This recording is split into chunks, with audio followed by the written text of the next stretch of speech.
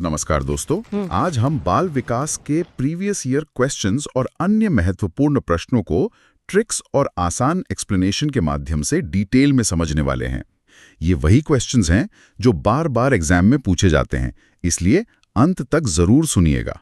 जी बिल्कुल।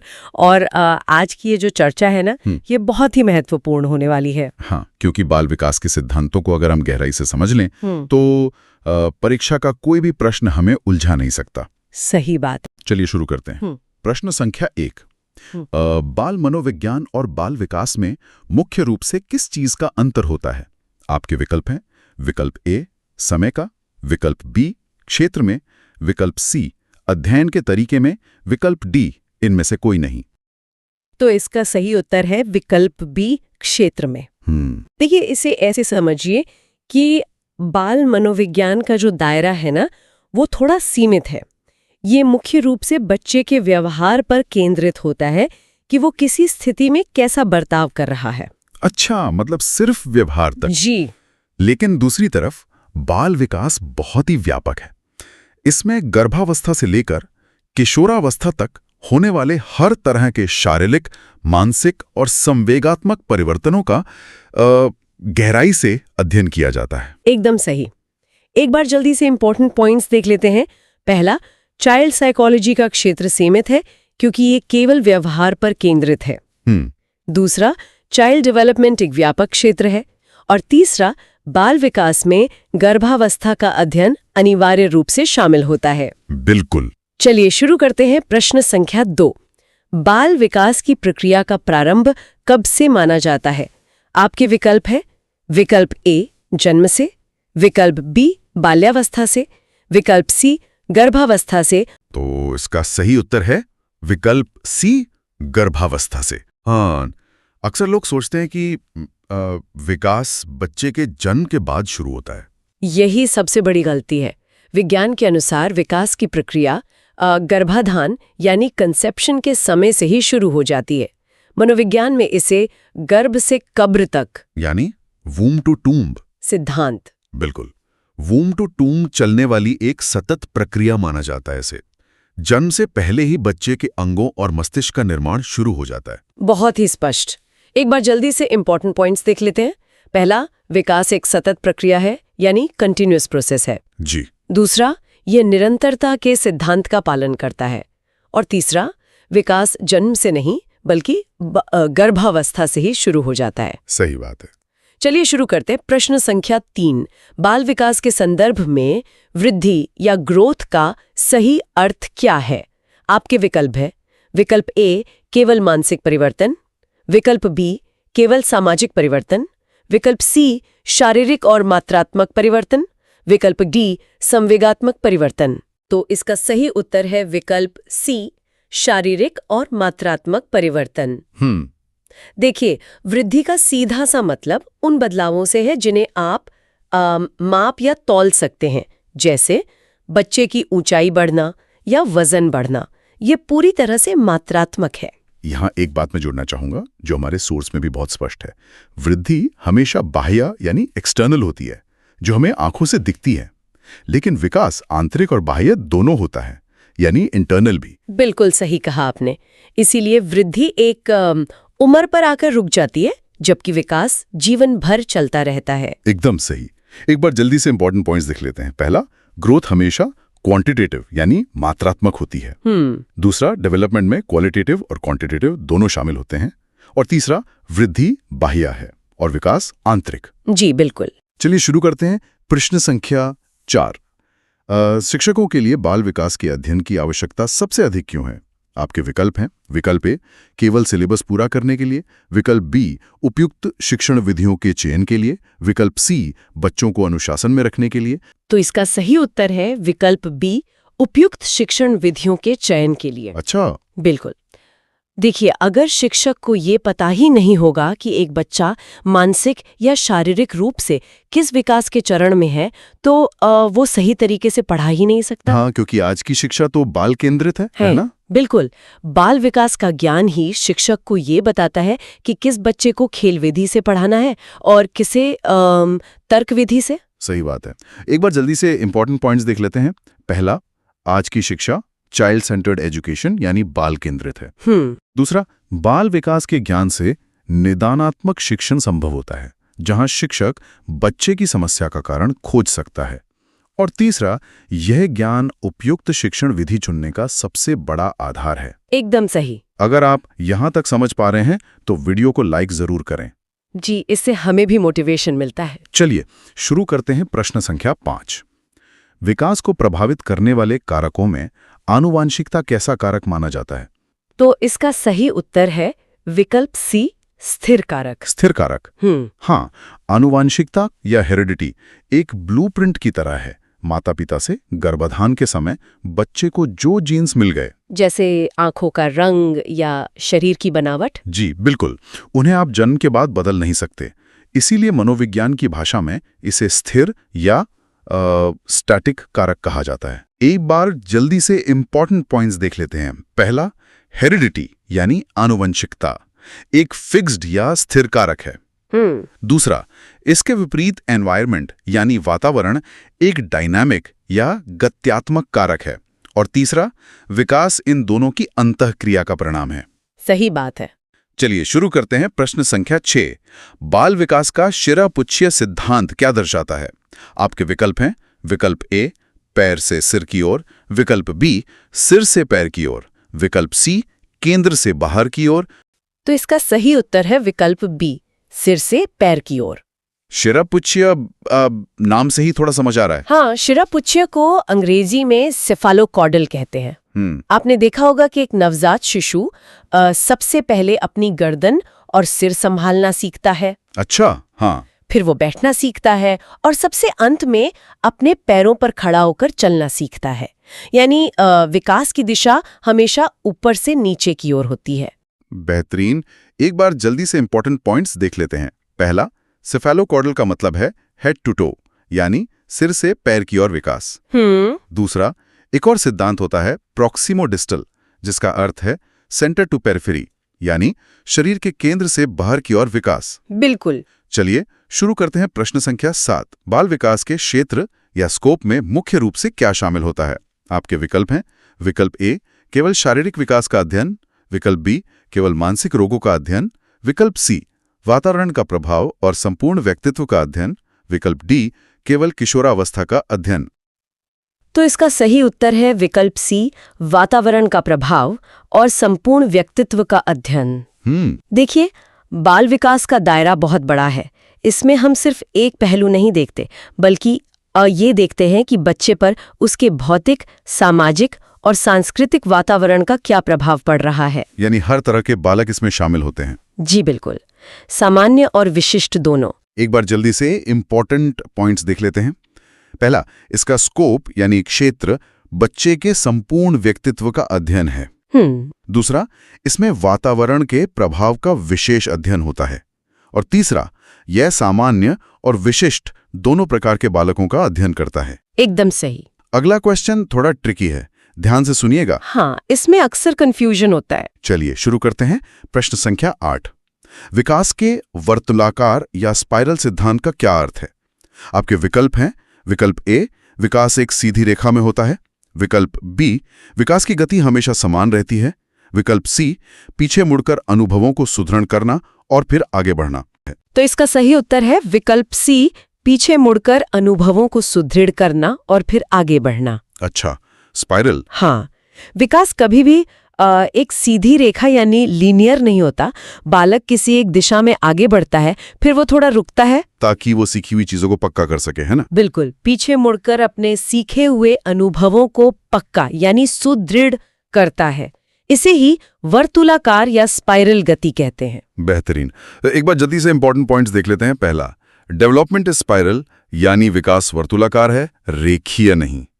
दूसरा, विकास की गति भिन्न हो सकती है, लेकिन उसका क्रम यानी सीक्वेंस हमेशा एक समान रहता है। सही बात है। चलिए शुरू करते हैं प्रश्न संख्या 9। विकास के संदर्भ में परिपक्वता यानी मैच्योरिटी क्या है?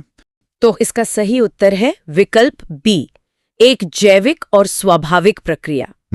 परिपक्वता, देखिए, प्रकृति का अपना टाइम टेबल है।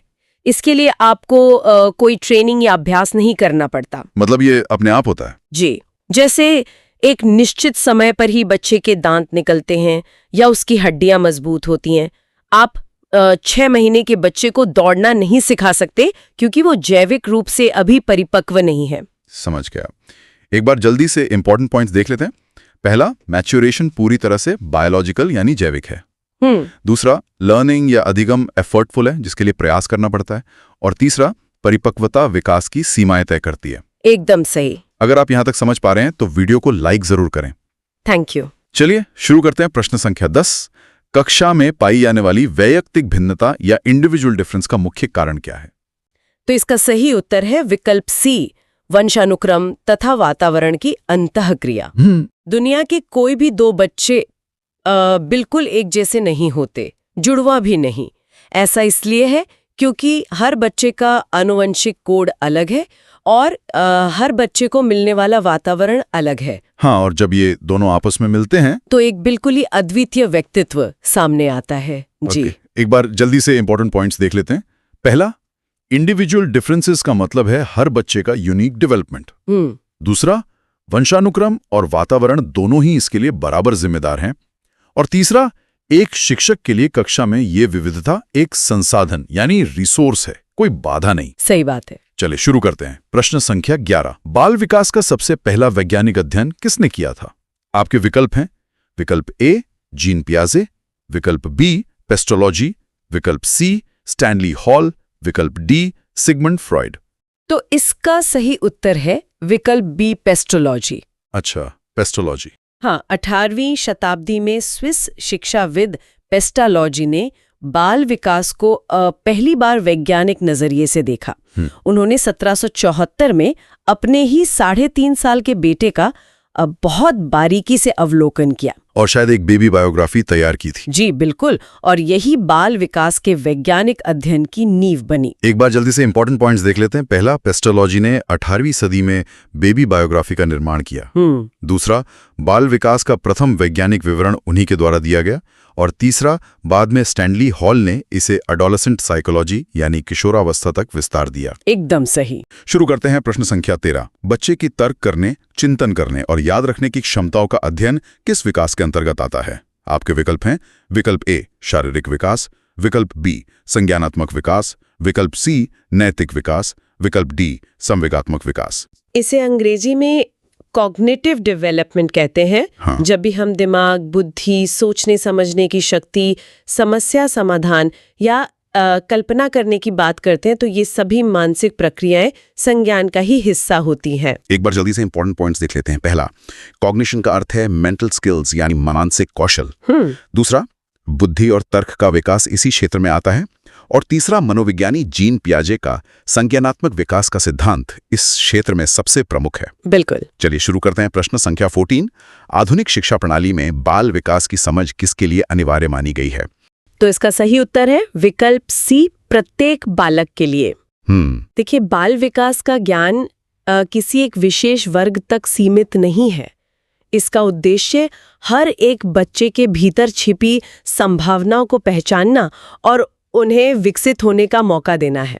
और यही शायद आज की समावेशी शिक्षा का आधार भी है। जी बिल्कुल, समावेशी शिक्षा का मूल आधार यही है, जहां हर बच्चा एक ही छत के नीचे सीखता है। एक बार जल्दी से इंपॉर्टेंट पॉइंट्स देख लेते हैं। पहला, बाल विकास प्रत्येक बालक के सर्वांगीण विकास पर जोर देता है। दूसरा, इंक्लूसिव एजुकेशन यानी समावेशी शिक्षा का अर्थ है एजुकेशन फॉर ऑल। और तीसरा, यह ज्ञान बच्चे के भविष्य के निर्माण की आधारशिला है। एकदम सही। अगर आप यहाँ तक समझ पा रहे हैं तो वीडियो को लाइक जरूर करें। जी। अगला क्वेश्चन थोड़ा ट्रिकी है, ध्यान से सुनिएगा। हाँ, इस पर तो काफी बहस भी होती है। चलिए शुरू करते हैं। प्रश्न संख्या 15, क्या वृद्धि के बिना विकास संभव है?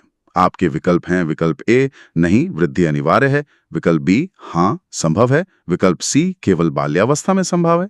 तो इसका सही उत्तर है विकल्प बी, हाँ संभव है। जैसा कि हमने पहले चर्चा की। माफ कीजिएगा, मैं आपको यहाँ बीच में रोकना चाहूंगा। हमारे सोर्स के आधार पर मेरा एक सीधा सवाल है, क्या इसका मतलब ये है कि एक बौना व्यक्ति जिसकी शारीरिक वृद्धि रुक गई है वो मानसिक रूप से पूरी तरह विकसित हो सकता है? 100% बिल्कुल हो सकता है। अच्छा। क्योंकि वृद्धि केवल शारीरिक और मात्रात्मक है, अगर किसी व्यक्ति की ऊंचाई नहीं बढ़ी और वो बौना रह गया, तो इसका ये मतलब कतई नहीं है कि उसका मानसिक विकास, उसकी समझ या उसकी भावनाएं विकसित नहीं होंगी। हाँ, ये बात तो है। वो व्यक्ति मानसिक और बौद्धिक रूप से पूरी तरह से परिपक्व हो सकता है। इसीलिए यह स्पष्ट है कि विकास वृद्धि के बिना भी हो सकता है। बहुत ही शानदार क्लैरिफिकेशन। एक बार जल्दी से इंपॉर्टेंट पॉइंट्स देख लेते हैं। पहला, development can occur without growth.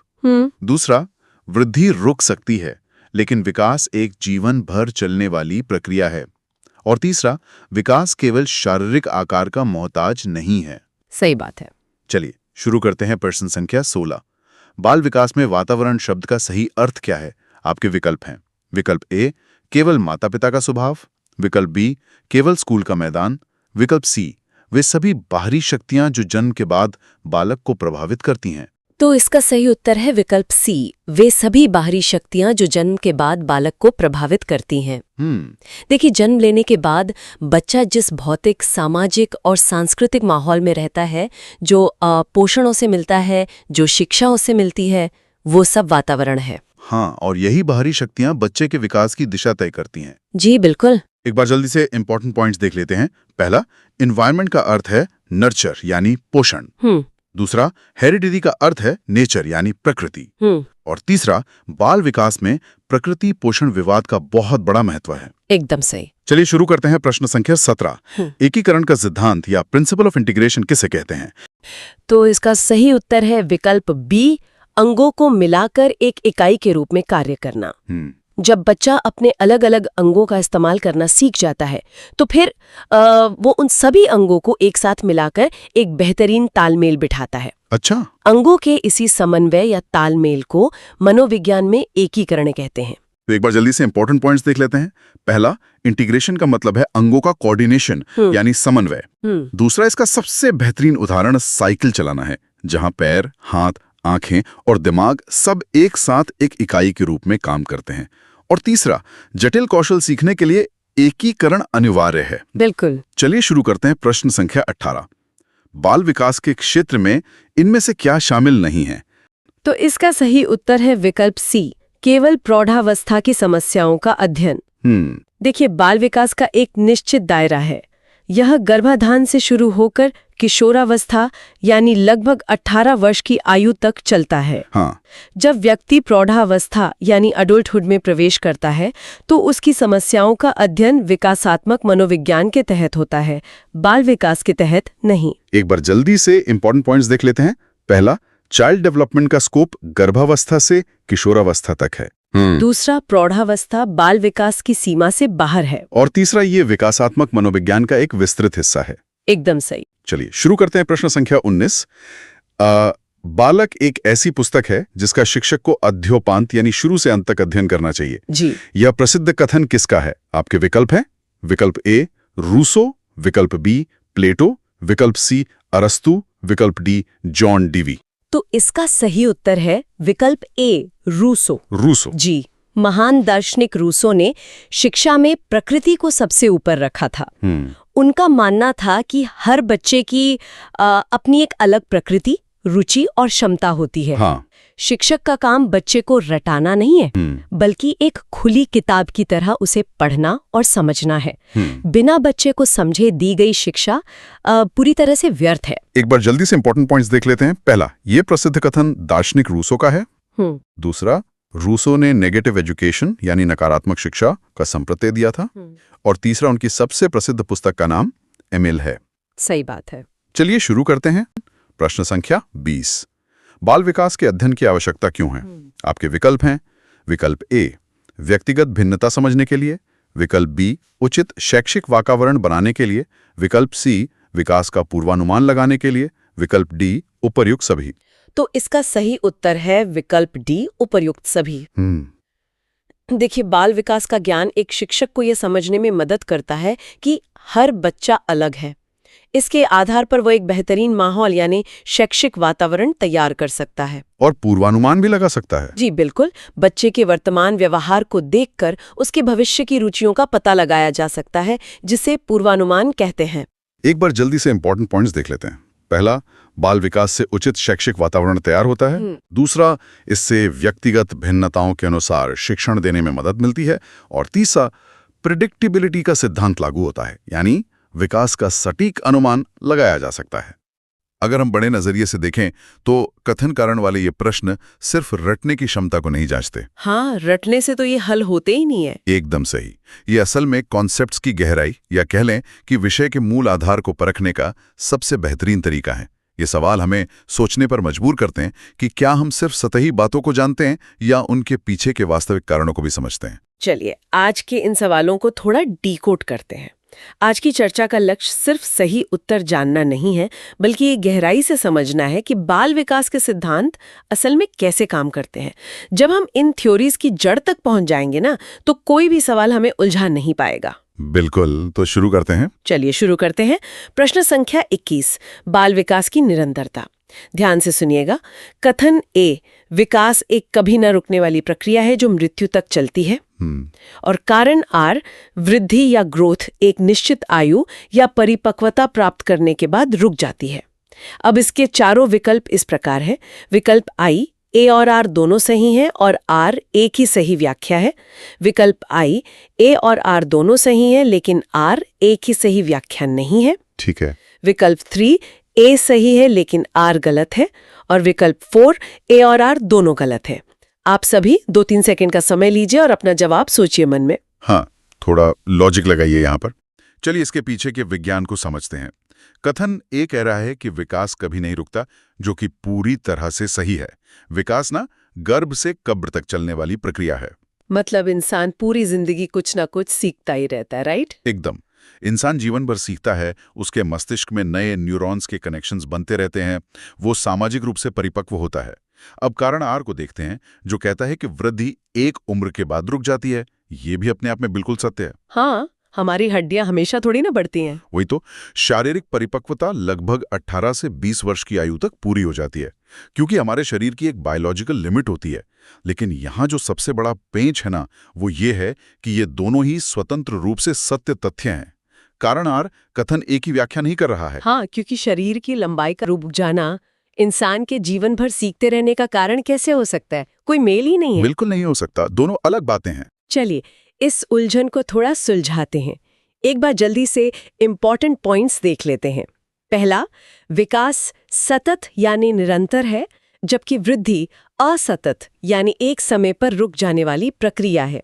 दूसरा, वृद्धि पूरी तरह से बाह्य और शारीरिक है, जिसे हम इंच या किलो में माप सकते हैं, जबकि विकास आंतरिक भी होता है। जी, जिसे सिर्फ व्यवहार में महसूस किया जा सकता है। अच्छा, अब जब हम विकास की बात कर ही रहे ना, तो मेरे दिमाग में एक उदाहरण आ रहा है। जैसे एक इमारत हमेशा नीचे से ऊपर की तरफ बनती है, पहले नींव, फिर दीवारें, फिर छत। बहुत बढ़िया उपमा है। तो क्या इंसानी शरीर का विकास भी बिल्कुल वैसे ही काम करता है, नीचे से ऊपर? ये एक बहुत ही शानदार उपमा है, लेकिन इंसानी शरीर के मामले में कुदरत का नियम थोड़ा अलग चलता है। इमारत नीचे से ऊपर बनती है, लेकिन इंसान का विकास एक बहुत ही विशिष्ट और अलग दिशा का पालन करता है। ओहो, अच्छा। और यही दिशा हमें हमारे अगले महत्वपूर्ण प्रश्न की ओर ले जाती है। तो चलिए बढ़ते हैं हमारी लिस्ट के अगले सवाल की तरफ। प्रश्न संख्या 22, विकास की दिशा। कथन ए, विकास हमेशा सिर से पैर की ओर एक निश्चित दिशा में आगे बढ़ता है। कारण आर, एक नवजात शिशु सबसे पहले अपने सिर की मांसपेशियों पर नियंत्रण प्राप्त करता है। इसके विकल्प है विकल्प आई, ए और आर दोनों सही हैं और आर एक ही सही व्याख्या है। विकल्प आई, ए और आर दोनों सही है लेकिन आर एक ही सही व्याख्या नहीं है। ध्यान दीजिएगा शब्दों पर। विकल्प 3, ए सही है लेकिन आर गलत है। और विकल्प 4, ए और आर दोनों गलत हैं। थोड़ा सोचिए इसका जवाब। माइंड में लॉक कर लीजिए अपना आंसर। तो इसका सही उत्तर है विकल्प आई। यहाँ जो सबसे दिलचस्प बात है ना, वो है शिराह-पुच्छीय सिद्धांत, जिसे अंग्रेजी में सेफालोकॉर्डली कहते हैं। कुदरत ने इंसान के मस्तिष्क को सबसे ज्यादा प्राथमिकता दी है। हाँ, जैसे अगर हम एक नवजात शिशु को देखें तो उसका सिर उसके बाकी शरीर के मुकाबले काफी भारी और बड़ा होता है। एकदम सही पकड़ा आपने। सर्वाइवल या जीवित रहने के लिए सबसे पहले दिमाग को अपनी गर्दन पर नियंत्रण चाहिए होता है, ताकि वो आसपास देख सके और अपनी माँ को पहचान सके। इसीलिए विकास की प्रक्रिया में बच्चा सबसे पहले अपने सिर को संभालना और उठाना सीखता है। अच्छा, फिर वो बैठना सीखता है, यानी धड़ पर नियंत्रण आता है। बिल्कुल, और सबसे अंत में वो अपने पैरों पर खड़ा होना और चलना सीखता है। तो कारण आर बिल्कुल सटीक तरीके से कथन ए की व्याख्या कर रहा है कि विकास सिर से पैर की ओर ही क्यों जाता है। यानी बच्चा पहले अपने शरीर के सबसे ऊपरी हिस्से पर कंट्रोल लाता है, फिर धीरे धीरे नीचे की तरफ बढ़ता है। एक बार जल्दी से इंपॉर्टेंट पॉइंट्स देख लेते हैं। पहला है सेफालोकॉर्डल, जिसका मतलब है सिर से पैर की ओर विकास। और दूसरा इसी से जुड़ा एक और नियम है प्रॉक्सिमोडिस्टल, जिसका अर्थ है केंद्र से बाहर की ओर। जी, जैसे बच्चा पहले अपने कंधे और छाती हिलाना सीखता है, फिर पूरे हाथ पर नियंत्रण पाता है और सबसे अंत में उंगलियों पर। हाँ, अगर आप सही जवाब दे पा रहे हैं तो वीडियो को लाइक जरूर करें। बिल्कुल, और ये दोनों दिशाएं दुनिया के हर बच्चे में देखी जाती हैं, चाहे वो किसी भी देश में पैदा हुआ हो। ये तो हुई विकास के प्राकृतिक नियमों की बात, लेकिन यहाँ एक पुरानी बहस सामने आती है। अगर ये नियम सब पर लागू होते हैं तो एक बच्चे के विकास का असली रिमोट कंट्रोल किसके पास है? अरे, वो नेचर वर्सेस नर्चर वाली बहस। वो ही तो। क्या उसके जीन सब कुछ तय करते हैं या फिर उसके आसपास का माहौल? हमारी लिस्ट का 23वां प्रश्न इसी को टेस्ट करता है। चलिए शुरू करते हैं प्रश्न संख्या 23, आनुवंशिकता और वातावरण। कथन ए, बच्चे के विकास के लिए केवल अच्छा वातावरण ही पर्याप्त है, आनुवंशिकता का कोई महत्व नहीं है। ये थोड़ा एक्सट्रीम कथन है। हाँ, और कारण आर, आनुवंशिकता विकास की सीमाएं तय करती है, जबकि वातावरण उन सीमाओं के भीतर विकास के अवसर देता है। विकल्प सुनिए। विकल्प आई, दोनों सही और व्याख्या भी सही। विकल्प आई, दोनों सही लेकिन व्याख्या नहीं। विकल्प 3, ए सही लेकिन आर गलत। और विकल्प 4, ए गलत लेकिन आर सही। अपना उत्तर सोच लें आप लोग। लॉजिक लगाइए यहाँ पे। तो इसका सही उत्तर है विकल्प 4। यह मनोविज्ञान की सबसे गहरी बहसों में से एक है। यहाँ जो समझने वाली बात है ना, वो ये है कि कथन ए पूरी तरह से गलत है। हम ये बिल्कुल नहीं कह सकते कि आनुवंशिकता का कोई महत्व नहीं। हाँ, क्योंकि विकास हमेशा आनुवंशिकता और वातावरण दोनों के मिलने से ही तो होता है। एकदम से। जीन्स हमें एक क्षमता प्रदान करते हैं, जैसे एक बाउंड्री लाइन खींच देते हैं, लेकिन हमारा परिवेश ये तय करता है कि हम उस क्षमता को कितना निखार पाएंगे। कारण आर बिल्कुल सही है। इसे ऐसे समझ सकते हैं ना कि आनुवंशिकता एक बहुत ही अच्छी क्वालिटी वाला बीज है, लेकिन अगर जमीन बंजर है तो पेड़ नहीं उगेगा। बहुत बढ़िया उदाहरण दिया आपने, कभी नहीं उगेगा। और अगर जमीन बहुत उपजाऊ है लेकिन बीज ही खराब है, तब भी पेड़ नहीं उगेगा। तो कोई भी एक चीज अकेले काम नहीं कर सकती। एक बार जल्दी से इंपॉर्टेंट पॉइंट्स देख लेते हैं। पहला, वुडवर्थ का सूत्र हमेशा याद रखना है, development is equal to heredity multiplied by environment, यानी विकास आनुवंशिकता और वातावरण का गुणनफल है। ध्यान रहे, ये गुणा है, जोड़ नहीं। बिल्कुल, गुणा होने का मतलब है कि एक भी शून्य हुआ तो परिणाम शून्य होगा। सही बात है। दूसरा महत्वपूर्ण बिंदु, आनुवंशिकता स्थिर मानी जाती है क्योंकि हम जन्म के बाद अपने जीन्स नहीं बदल सकते, और वातावरण गत्यात्मक या परिवर्तनशील होता है क्योंकि वो हमेशा बदलता रहता है। एकदम सटीक। और चूंकि हर बच्चे का ये हेरिडिटी मल्टीप्लाइड बाय एनवायरनमेंट का फॉर्मूला बिल्कुल अलग होता है, किसी भी दो बच्चों का जेनेटिक कोड और उनके घर का माहौल 100% एक जैसा तो नहीं हो सकता ना। हाँ, हर बच्चा एकदम अलग होता है। तो जब हर बच्चा अपने आप में इतना अलग है तो क्लासरूम में पढ़ाने का तरीका सबके लिए एक जैसा कैसे हो सकता है? बेहतरीन नजरिया है ये, और यही सोच हमें ले जाती है अगले सवाल की ओर। प्रश्न संख्या 24, वैयक्तिक भिन्नता। कथन ए, एक ही कक्षा के सभी बच्चों को एक ही शिक्षण विधि से पढ़ाना सबसे श्रेष्ठ है। कारण आर, प्रत्येक बच्चे की सीखने की गति, रुचि और मानसिक क्षमता अलग अलग होती है। विकल्प है विकल्प आई, दोनों सही और व्याख्या सही। विकल्प आई, दोनों सही लेकिन व्याख्या नहीं। विकल्प 3, ए सही लेकिन आर गलत। विकल्प 4, ए गलत लेकिन आर सही। चलिए 2 सेकंड सोच लीजिए। बहुत ही प्रैक्टिकल सवाल है क्लासरूम का। तो इसका सही उत्तर है विकल्प IV। अगर हम इसे क्लासरूम की वास्तविकता से जोड़े ना, तो पाएंगे कि कथन ए पूरी तरह गलत है। एक समान शिक्षण या सबको एक ही लाठी से हाँकने वाली अप्रोच कभी भी काम नहीं कर सकती। हाँ, क्योंकि एक बच्चा देखकर जल्दी सीखता है, दूसरा सुनकर, और तीसरा खुद चीजों को करके। बिल्कुल, कारण आर एकदम सही कह रहा है कि हर बच्चा अद्वितीय है, उसकी सीखने की गति और रुचियां अलग हैं। इसीलिए एक अच्छे शिक्षक को हमेशा विभेदीकृत अनुदेशन या डिफरेंशिएटेड इंस्ट्रक्शन अपनाना चाहिए। मतलब बच्चों की ज़रूरतों के हिसाब से अपने पढ़ाने के तरीके में बदलाव लाना। एक बार जल्दी से इंपॉर्टेंट पॉइंट्स देख लेते हैं। पहला, वैयक्तिक भिन्नता का सम्मान करना ही बाल केंद्रित शिक्षा की आत्मा है। दूसरा, कक्षा में मौजूद ये विविधता टीचर के लिए कोई परेशानी नहीं है, बल्कि एक संसाधन है जिससे बच्चे एक दूसरे की भिन्नताओं से भी बहुत कुछ सीख सकें। अगला क्वेश्चन थोड़ा ट्रिकी है, ध्यान से सुनिएगा। चलिए शुरू करते हैं। प्रश्न संख्या 25, सामान्य से विशिष्ट की ओर। कथन ए, विकास की प्रक्रिया हमेशा विशिष्ट क्रियाओं से सामान्य क्रियाओं की ओर चलती है। और कारण आर, बालक पहले अपनी उंगलियों का प्रयोग करना सीखता है और बाद में पूरे हाथ का। चारों विकल्प इस प्रकार है। विकल्प आई, दोनों सही और आर एक ही सही व्याख्या है। विकल्प 2, दोनों सही लेकिन व्याख्या नहीं। ठीक है। विकल्प 3, ए सही लेकिन आर गलत है। और विकल्प 4, ए और आर दोनों गलत हैं। आप सभी अपना उत्तर सोच लें। यहाँ अक्सर लोग कंफ्यूज होते हैं। तो इसका सही उत्तर है विकल्प 4। पर मुझे यहाँ थोड़ी उलझन हो रही है। बताइए। ये उल्टा क्यों लग रहा है? उंगलियां तो छोटी होती हैं, तो बच्चा पहले उंगलियां चलाना ही तो सीखेगा ना। ये बहुत ही सामान्य कंफ्यूजन है और इसीलिए ये सवाल बार बार एग्जाम्स में फंसाने के लिए आता है। देखने में लगता है कि उंगलियां छोटी हैं तो उन पर कंट्रोल पहले आना चाहिए, लेकिन विकास हमेशा सामान्य से विशिष्ट की ओर चलता है, विशिष्ट से सामान्य नहीं। अच्छा, मतलब कथन ए गलत है। जी, इसे ऐसे समझिए कि जब एक 6 महीने का बच्चा किसी खिलौने या गेंद को पकड़ने की कोशिश करता है तो वह अपना पूरा हाथ, यहां तक कि अपनी पूरी बाह और शरीर का इस्तेमाल करता है। यह एक सामान्य क्रिया है, जैसे वो उस खिलौने को गले लगा रहा हो। एकदम सही। धीरे धीरे जैसे जैसे उसका नर्वस सिस्टम परिपक्व होता है, वो सिर्फ अपनी उंगलियों की मदद से एक छोटी सी मटर का दाना उठाना सीखता है। ये एक विशिष्ट क्रिया है। ओहो। इसलिए कारण आर भी गलत है कि वो पहले उंगलियों का प्रयोग करता है। दोनों ही कथन पूरी तरह गलत हैं। अब पिक्चर पूरी तरह से क्लियर हुई। बच्चा पहले बड़े अंगों का इस्तेमाल करता है, फिर छोटे अंगों का। एक बार जल्दी से इंपॉर्टेंट पॉइंट्स देख लेते हैं।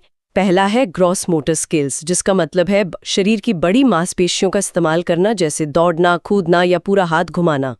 और दूसरा है फाइन मोटर स्किल्स, यानी छोटी और बारीक मांसपेशियों का इस्तेमाल, जैसे उंगलियों से चित्र बनाना या लिखना। हमेशा ग्रॉस से फाइन की तरफ ही विकास होता है। बिल्कुल। तो अब एक और बड़ा सवाल उठता है, इन सारे मोटर स्किल्स, जेनेटिक्स और सीखने की गति को जानने का सबसे बड़ा फायदा किसे है? किसे है? एक टीचर को, जो रोज क्लासरूम में 40 अलग अलग बच्चों को हैंडल कर रहा है। एकदम सही पहचाना। बिना इस ज्ञान के शिक्षण सिर्फ हवा में तीर चलाने जैसा है। तो चलिए इसी पर आधारित हमारा अगला सवाल देखते हैं। प्रश्न संख्या 26, बाल विकास की आवश्यकता। कथन ए, एक शिक्षक को बाल विकास के सिद्धांतों का ज्ञान होना अनिवार्य है। बहुत जरूरी सवाल। कारण आर, बाल विकास का ज्ञान शिक्षक को उपयुक्त शैक्षिक वातावरण और पाठ्यक्रम अनुकूलन में मदद करता है। विकल्प देखिए। विकल्प आई, दोनों सही और व्याख्या भी सही है। विकल्प आई, दोनों सही लेकिन व्याख्या नहीं। विकल्प ट्रिपल आई, ए सही लेकिन आर गलत। और विकल्प आई वी, दोनों गलत। 2 सेकंड का पॉज लेते हैं। अपना उत्तर सोच लीजिए सब लोग। तो इसका सही उत्तर है विकल्प आई। इस प्रश्न का लॉजिक ना बहुत सीधा और व्यावहारिक है। एक शिक्षक तब तक सफल नहीं हो सकता जब तक वो बच्चे के दिमाग की स्थिति को ना समझ ले। मान लीजिए एक टीचर 5 साल के बच्चे को गणित के बहुत जटिल और अमूर्त सिद्धांत रटाने की कोशिश कर रहा है, तो बच्चा तो परेशानी हो जाएगा ना। वो कभी सफल नहीं होगा, क्योंकि पियाजे के सिद्धांतों के अनुसार उस उम्र के बच्चे का दिमाग अभी उस स्तर तक विकसित ही नहीं हुआ है। हाँ। अगर टीचर को बाल विकास का ज्ञान है तो वो समझ जाएगा कि इस उम्र के बच्चे खेल खेल में और मूर्त चीजों से बेहतर सीखते हैं जिन्हें वो छू सकें। इसी ज्ञान के आधार पर वो अपना पाठ्यक्रम सेट कर पाएगा। इसलिए कथन ए अनिवार्य है और कारण आर उसकी बिल्कुल सटीक व्याख्या कर रहा है। बहुत ही उम्दा उदाहरण। एक बार जल्दी से इंपॉर्टेंट पॉइंट्स देख लेते हैं। पहला, शिक्षा में इस्तेमाल होने वाले शिक्षण सूत्र, जैसे ज्ञात से अज्ञात की ओर या सरल से जटिल की ओर, ये सब बाल विकास के ज्ञान पर ही आधारित होते हैं। जी। दूसरा, यह ज्ञान समावेशी शिक्षा के लिए बहुत जरूरी है ताकि क्लास के हर एक बच्चे को साथ लेकर चला जा सके। दोस्तों, अगर इस विश्लेषण में मजा आ रहा है तो सेशन को लाइक जरूर करें। लाइक करना तो बनता है। अच्छा, अभी तक हमने विकास के कई नियम देखे। मैं आपको एक उपमा देती हूँ। क्या विकास एक सीधे सपाट हाईवे पर चलने वाली तेज गाड़ी की तरह है, या फिर पहाड़ों के घुमावदार रास्तों पर चलने जैसा है जहां आपको बार-बार रुकना, संभलना और मुड़ना पड़ता है? बहुत ही सटीक और सुंदर उपमा है ये। अगर हम विकास की वास्तविक प्रक्रिया को देखें ना, तो ये कभी भी सीधे हाईवे की तरह नहीं होता। ये बिल्कुल एक घुमावदार पहाड़ी रास्ते की तरह ही है। तो चलिए इसी कॉन्सेप्ट को अगले सवाल से समझते हैं। प्रश्न संख्या 27, वर्तुलाकार विकास। कथन ए, बालक का विकास एक सीधी रेखा में न होकर वर्तुलाकार यानी स्पाइरल होता है। कारण आर, विकास के दौरान बालक एक स्तर पर प्रगति के बाद उसे स्थायी बनाने के लिए समय लेता है। इसके विकल्प है विकल्प आई, दोनों सही और व्याख्या सही, विकल्प आई 2, दोनों सही लेकिन व्याख्या नहीं, विकल्प आई 3, ए सही लेकिन आर गलत, और विकल्प आई 4, दोनों गलत। सोचिए इसका क्या जवाब होगा। स्पाइरल वाला कॉन्सेप्ट बहुत खास है। तो इसका सही उत्तर है विकल्प आई। यहाँ वर्तुलाकार विकास का मतलब गहराई से समझना बहुत जरूरी है। कथन ए सही है कि विकास सीधी रेखा में नहीं होता। कारण आर इसकी बेहतरीन व्याख्या करता है। बच्चा जब कुछ नया सीखता है ना, तो वो बस लगातार आगे नहीं भागता, वो थोड़ा रुकता है। हाँ, वो थोड़ा रुकता है, उस नए कौशल को मजबूत करता है। मनोविज्ञान में इस प्रक्रिया को कंसोलिडेशन या मजबूतीकरण कहते हैं। जैसे जब एक बच्चा पहली बार चलना सीखता है ना, तो वो तुरंत दौड़ने नहीं लगता। वो कई हफ्तों तक चलने का खूब अभ्यास करता है, गिरता है, संभलता है। हाँ, पहले अपने शरीर के संतुलन को स्थायी बनाता है। बिल्कुल। जब वो संतुलन पक्का हो जाता है, तब वो दौड़ने की तरफ आगे बढ़ता है। यही वर्तुलाकार या स्पाइरल तरीका है। एक बार जल्दी से इंपॉर्टेंट पॉइंट्स देख लेते हैं। पहला, विकास कभी भी रेखीय यानी लिनियर नहीं होता, ये एक झटके में नहीं होता। और दूसरा, विकास की गति पूरे जीवन काल में असमान रहती है। जी, जैसे शैशवावस्था में शारीरिक विकास बहुत तेज होता है, बाल्यावस्था में थोड़ा धीमा, और फिर किशोरावस्था में अचानक से उछाल आता है। ये भी कभी एक दूसरे से टकराते हैं? ये एक बहुत ही गंभीर विषय है। अक्सर हमारे घरों और स्कूलों में सोचा जाता है कि पढ़ाई लिखाई का बच्चे की भावनाओं से क्या लेना देना, तुम बस पढ़ाई पर ध्यान दो, ऐसा बोलते हैं ना। हाँ, बाकी बातें छोड़ो। लेकिन असलियत में ये दोनों एक दूसरे पर पूरी तरह निर्भर हैं। तो आइए देखते हैं प्रश्न संख्या 28, संवेग और संज्ञान। कथन ए, संवेगात्मक और संज्ञानात्मक विकास एक दूसरे से पूरी तरह स्वतंत्र हैं। कारण आर, भय और चिंता जैसी भावनाएं बालक की याद रखने और सोचने की क्षमता को प्रभावित नहीं करती हैं। विकल्प है विकल्प आई, दोनों सही और व्याख्या सही, विकल्प आई, दोनों सही लेकिन व्याख्या नहीं, विकल्प IV, ए सही लेकिन आर गलत, और विकल्प IV, दोनों गलत। 2 सेकंड का समय लीजिए। प्रैक्टिकल लाइफ से सोचकर देखिए इसे। तो इसका सही उत्तर है विकल्प IV। यहाँ कथन और कारण दोनों पूरी तरह गलत हैं। संवेग और संज्ञान एक दूसरे से स्वतंत्र नहीं है, बल्कि ये एक दूसरे में गहराई से गुथे हुए हैं। इसके पीछे एक बहुत ही स्पष्ट बायोलॉजिकल कारण है। वो क्या? जब बच्चा डरा हुआ होता है ना, या किसी चिंता में होता है, तो उसके दिमाग का सर्वाइवल मोड ऑन हो जाता है। मस्तिष्क का वो हिस्सा जो खतरे को भांपता है, वो इतना हावी हो जाता है कि लॉजिक, गणित या सोचने समझने वाला हिस्सा कुछ समय के लिए ब्लॉक हो जाता है। ऐसे में डरा हुआ बच्चा चाहे कितने भी कोशिश कर ले, वो मैथ्स के फॉर्मूले याद नहीं रख पाएगा। कभी नहीं रख पाएगा। मानसिक अशांति बच्चे की लर्निंग को पूरी तरह तबाह कर सकती है। भय सीधे तौर पर सोचने की क्षमता को रोक देता है। बिल्कुल सही। एक बार जल्दी से इंपॉर्टेंट पॉइंट्स देख लेते हैं। पहला, संज्ञान और संवेग एक दूसरे से अलग नहीं किए जा सकते, और दूसरा, बच्चे की संवेगात्मक सुरक्षा यानी उसका क्लासरूम में और घर में सेफ फील करना कुछ भी नया सीखने की पहली शर्त है। डरा हुआ दिमाग कभी नहीं सीख सकता। चलिए आगे बढ़ते हैं हमारी लिस्ट के सेकंड लास्ट क्वेश्चन की तरफ। प्रश्न संख्या 29, पूर्वानुमेयता। कथन ए, बाल विकास के कुछ पहलुओं के बारे में काफी हद तक भविष्यवाणी की जा सकती है। कारण आर, विकास एक व्यवस्थित और पूर्व निर्धारित क्रम का पालन करता है। विकल्प है विकल्प आई, दोनों सही और व्याख्या सही है। विकल्प आई, दोनों सही लेकिन व्याख्या नहीं। विकल्प 3, ए सही आर गलत, और विकल्प 4, दोनों गलत। आप सभी अपना जवाब सोच लें। पैटर्न को याद कीजिए जो हमने डिस्कस किया था। तो इसका सही उत्तर है विकल्प आई। जी, ये बहुत ही सीधा कॉन्सेप्ट है, क्योंकि विकास का एक पूर्व निर्धारित और व्यवस्थित क्रम होता है, जैसा हमने पहले देखा कि बच्चा पहले खड़ा होगा, फिर चलेगा, फिर दौड़ेगा। तो हम काफी हद तक भविष्यवाणी कर सकते हैं। बिल्कुल। अगर आप किसी बच्चों के डॉक्टर के पास जाएं, तो वे बच्चे की वर्तमान गतिविधियों को देखकर तुरंत बता देते हैं कि अगले कुछ महीनों में इसके दांत निकलने शुरू होंगे। हाँ, या ये कौन से नए शब्द बोलेगा। क्योंकि पूरी मानव जाति में ये पैटर्न लगभग एक जैसा है, तो कारण आर कथन ए की बिल्कुल सही व्याख्या है। एक बार जल्दी से इंपॉर्टेंट पॉइंट्स देख लेते हैं। पहला, विकास का ये क्रम सार्वभौमिक होता है। दुनिया के हर कोने में बच्चा पहले बैठना ही सीखता है, फिर चलना। और दूसरा, विकास अव्यवस्थित नहीं बल्कि हमेशा क्रमबद्ध होता है। जी। अब आते हैं आज के आखिरी सवाल पर। प्रश्न संख्या 30, बाल विकास का क्षेत्र। कथन ए, बाल विकास का क्षेत्र केवल किशोरावस्था के शारीरिक परिवर्तनों तक ही सीमित है। कारण आर, किशोरावस्था के बाद व्यक्ति में कोई भी गुणात्मक परिवर्तन नहीं होता है। विकल्प सुनिए। विकल्प आए, दोनों सही व्याख्या, सही। विकल्प बी, दोनों सही, व्याख्या नहीं। विकल्प सी, ए सही, आर गलत। विकल्प डी, दोनों गलत। सोचिए इसका उत्तर क्या होगा। विकास का असल दायरा क्या है, वो सोचिए। तो इसका सही उत्तर है विकल्प आईवी। ये सवाल ना विकास के असल दायरे को स्पष्ट करता है। कथन ए गलत है क्योंकि बाल विकास का दायरा बहुत व्यापक है। ये सिर्फ शारीरिक परिवर्तनों तक सीमित नहीं है, बल्कि मानसिक, सामाजिक, भाषाई और नैतिक पक्षों को भी शामिल करता है। और ये यात्रा सिर्फ किशोरावस्था पर आकर खत्म नहीं हो जाती है ना। एकदम सही।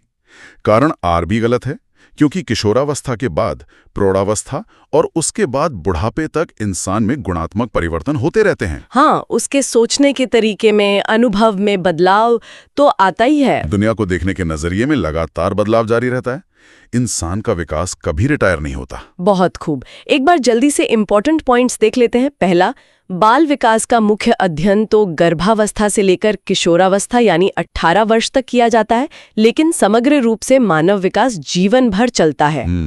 दूसरा, इस क्षेत्र में सामान्य बच्चों के साथ साथ विशिष्ट बालकों, उनकी समस्याओं और समाधानों का अध्ययन भी शामिल होता है। बिल्कुल। आज हमने जो कुछ भी चर्चा की है वो केवल एक परीक्षा पास करने के लिए नहीं, बल्कि बच्चों को बेहतर इंसान बनाने के लिए महत्वपूर्ण है। आज हमने देखा कि विकास का क्रम पूर्व निर्धारित है, जैसा हमने प्रश्न 29 में समझा, लेकिन आनुवंशिकता और वातावरण हर बच्चे को बिल्कुल अलग बनाते हैं, जो हमने प्रश्न 23 और 24 में देखा। हाँ, बिल्कुल। अगर आपको ये वीडियो हेल्पफुल लगा हो तो लाइक जरूर करें, अपने दोस्तों के साथ शेयर करें और ऐसे ही एग्जाम फोकस्ड कंटेंट के लिए चैनल को सब्सक्राइब करना बिल्कुल न भूलें।